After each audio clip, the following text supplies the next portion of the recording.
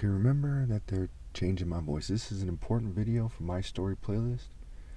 I want females to pay close attention to this if they happen to hear this video. You see, what is right? Okay, what is right should come first. It transcends what's wrong. Okay, your human rights in a secular system. Your right to choose a husband in a secular system, mind you, transcends their desire to sexually control you and to trick you.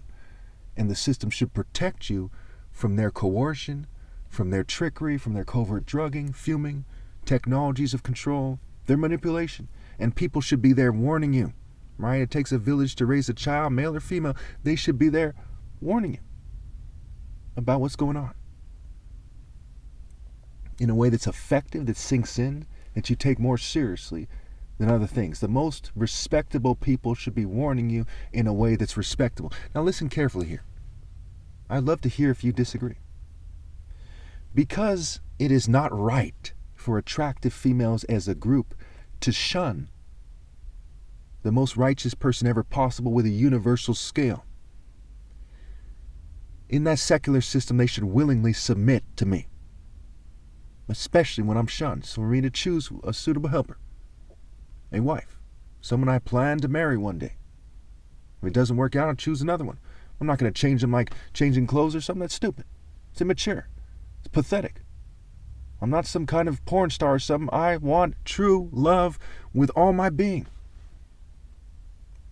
So in a monotheistic system, it would be fair for me to make that the law.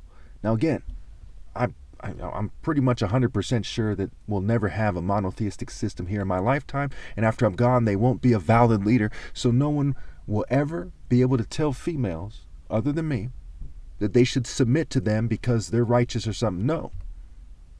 And you should write that down. Because many of you will say, what if this person says, or this person, they're already saying things like that behind the scenes, and they're getting away with it, and you're all rolling with it, and so on and so forth, basically. But the reality of it is this, that your right to having sovereignty over your body is not as right as my right to be respected as the most righteous person that ever lived. Mr. Right on the right path, in his right mind, doing the right thing, because you don't know what you're doing.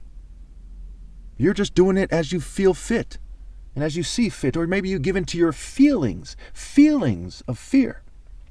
As the Bible says, the fear of man will prove to be a snare.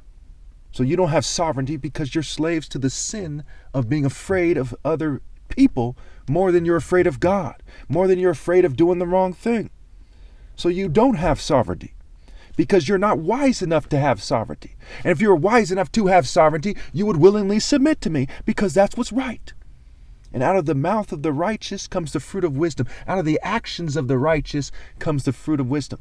You see what I'm saying? And they'll probably try to make this sound corny, but listen to what I'm saying, not how I'm saying it. And know that I speak the truth from my heart. So you see how that works. When I see that I'm shunned by attractive females as a group, especially in the cultures they're shunning me for, every corrupt culture you can think of, and all cultures but mine are corrupt, and I'll debate you on that anytime. No offense to anybody. Then I know for sure, by them shunning me, that they're not wise enough to have sovereignty over their bodies. Now keep in mind, if they stop shunning me and I chose a wife and that's handled, that's handled.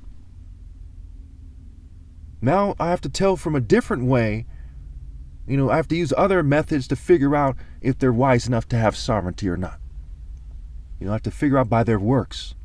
Someone who's smart enough to be qualified to make an informed decision, a wise and insightful decision on who they should sleep with, which is a huge issue. The children are the future. Whether or not to have children is key. And there is no future, so you shouldn't be having children. The fact that so many of you are shows me that you're not qualified to have sovereignty over your body, and the males in your community aren't qualified to tell you what to do. They failed as men to raise you. They failed as men to reproduce decent women, what have you.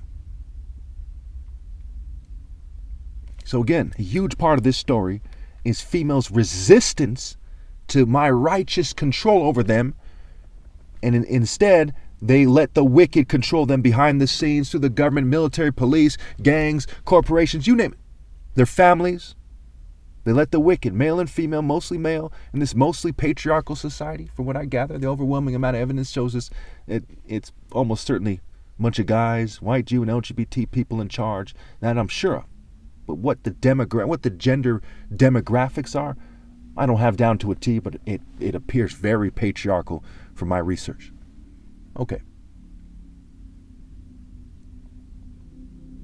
So you need to understand that you're not right to say, hey, he wants us to submit and we have sovereignty. Why would you have sovereignty? Because if it's right, then it's right.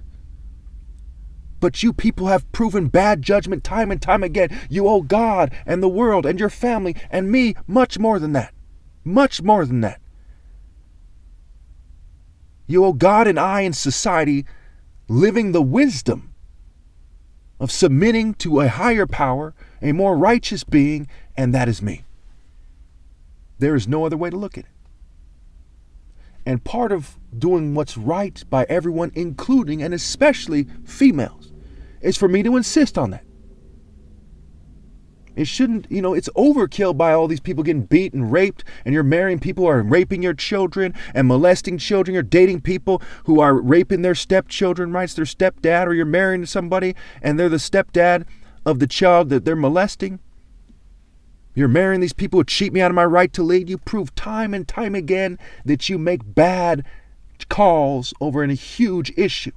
Whether or not there's people born into this world that are going to hell is mostly under your control as females.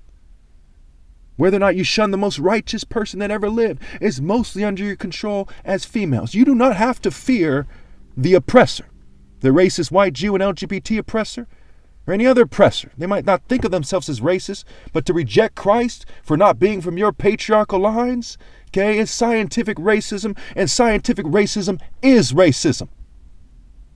And this is where it matters most, in regards to the most righteous person ever possible, with a universal scale of righteous intensity as proven through martial arts.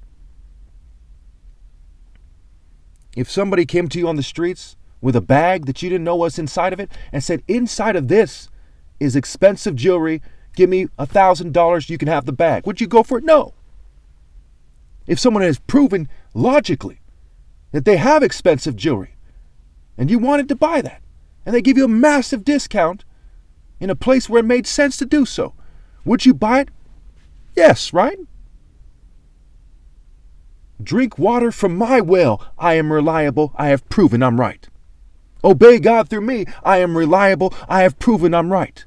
When you're attracted to females, date me. I am reliable. I have proven I'm right. And the opposition view, in their own wordplay, uses the word waste as a play on words for way set.